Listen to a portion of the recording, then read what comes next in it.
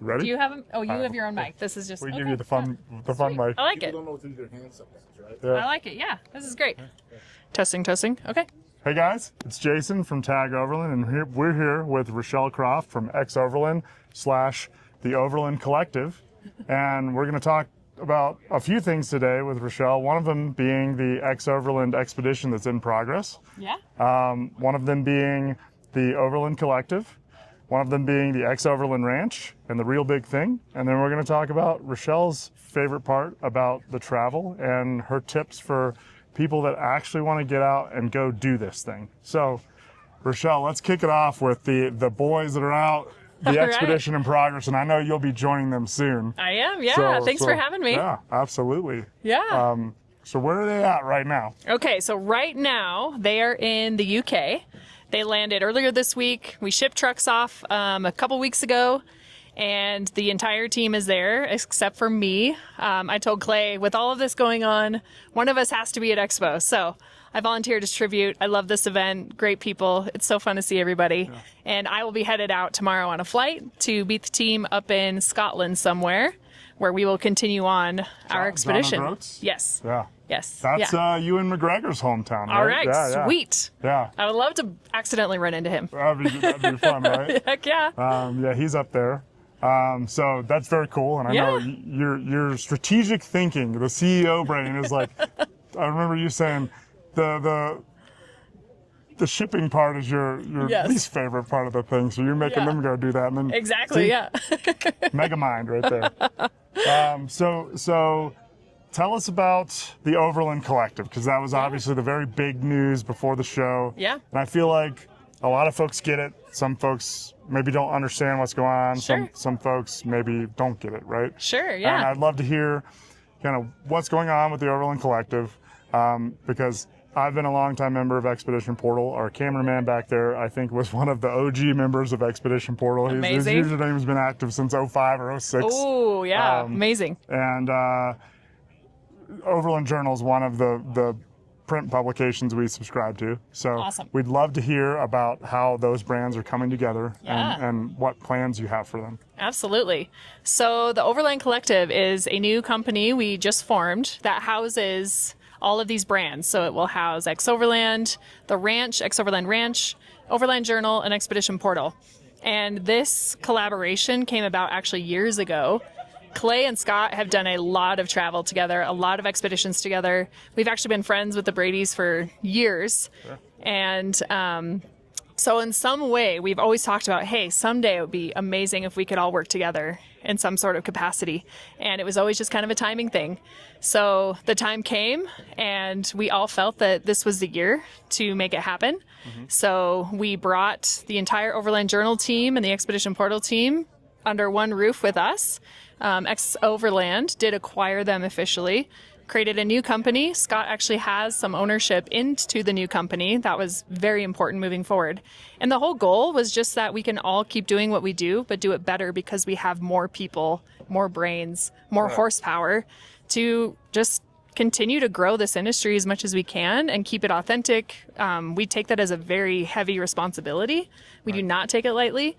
We love this community. We love the industry. And so we want to help make it grow and do what we can there. Yeah, and I love to see it, especially hearing you and Clay talk about the Overland Collective along with Scott Brady on the most recent, or one of the more recent episodes of the Overland Journal podcast. And we were talking to Scott last night, and I think his tagline is "Stronger Together," right? Absolutely. You guys are amazing at the video part of it. Yep. Scott's done the print writing part of it for a long time.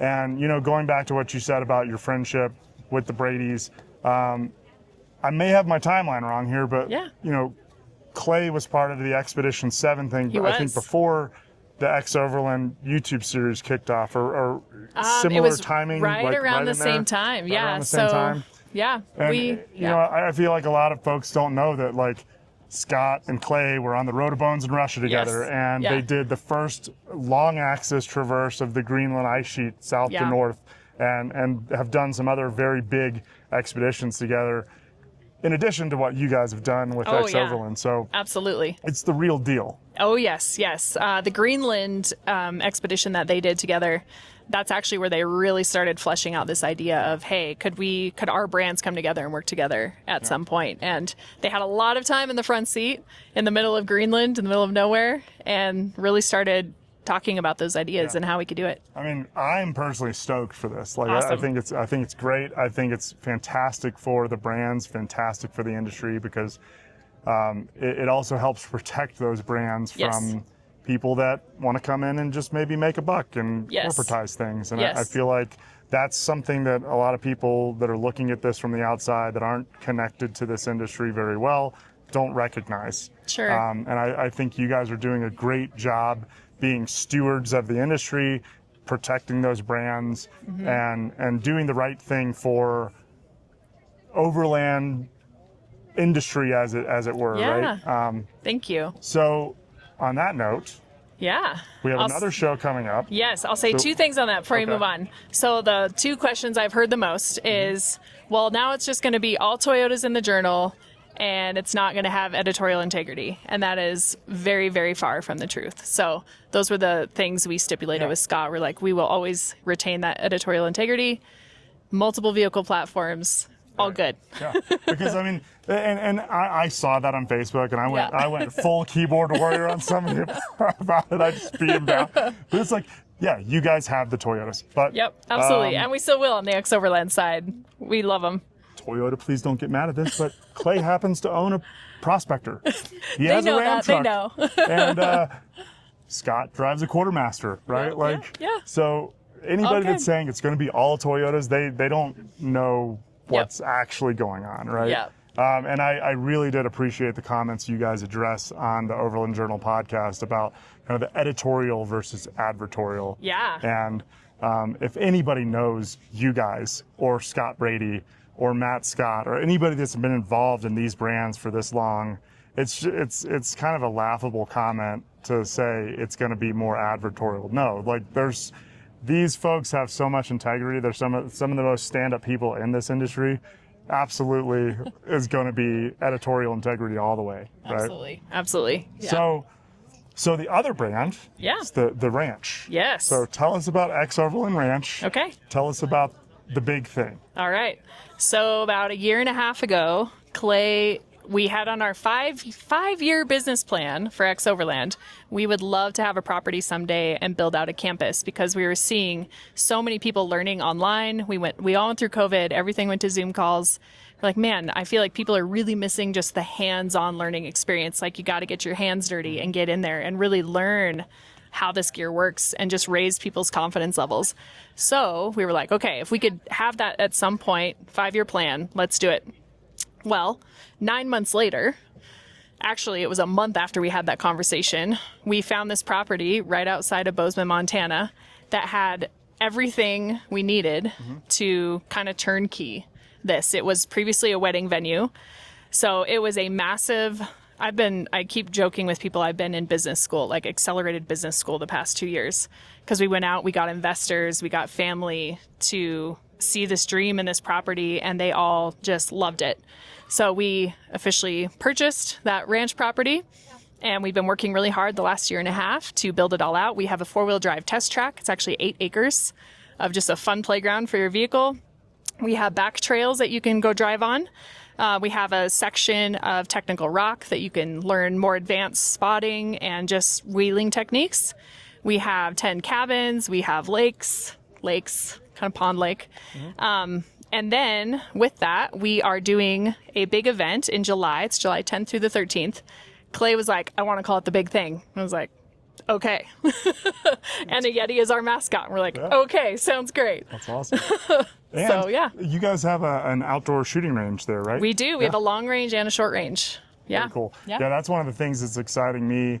And I'm hoping I can make the big thing. I'm about to start a new job, transition from an old company to a new company, so PTO bank's getting wiped out. But I'm going to cross my fingers and hope I can work via Starlink from the ranch. Starlink works great out there. Yeah. Cell service does not, but Starlink is great. Yeah, super excited to see the ranch.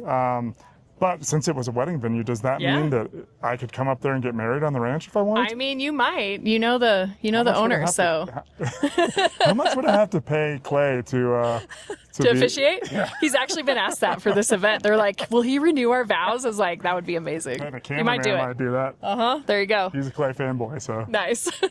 But yeah, we're really excited. We really wanted this event to be, so it's 2 full days. You come in, you can camp. We have tons of room for camping, and you really get to get your hands dirty. All of the vendors that are coming in, we're asking to teach an in-depth class of some sort so that you can really learn what their products are capable of, how to use them safely. We're doing medical. We've got an RC track for kids with Tread Lightly. We actually partnered with a couple of the Toyota mechanics in town that we use personally, and they'll actually come and do rig walkarounds if you have a question on your own vehicle build. Awesome. So just trying to incorporate more of this education for people. Yeah, and that's really cool because to me, what you guys are doing there differentiates the big thing from kind of the other shows. Not to name any of them, but the other shows out there. And I think it kind of goes back to the roots of what Overland Expo was way back in the day, where there was a lot of training and stuff going on. There still is here, for sure. But it has become kind of a vehicle show, and there's a need for that, right? So people can come Absolutely. and interact with products and see products that they want to spend money on, get hands on, talk to the people that make them and use them.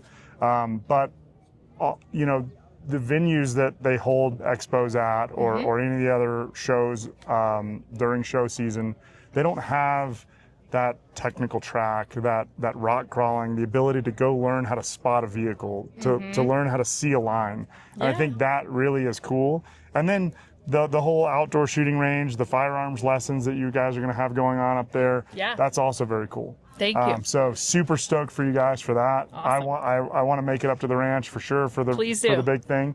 But kind of closing out, tell us 2 things. Okay. One, what is your favorite part about the travel, like the expeditions? And 2, what is the best advice that you could give somebody at home that's watching that's kind of on the fence? They're thinking about taking that leap and actually going and doing expedition travel. Sure. You know, maybe driving the Pan American Highway down to South America, or shipping a rig across the world to go drive across Europe or across Africa.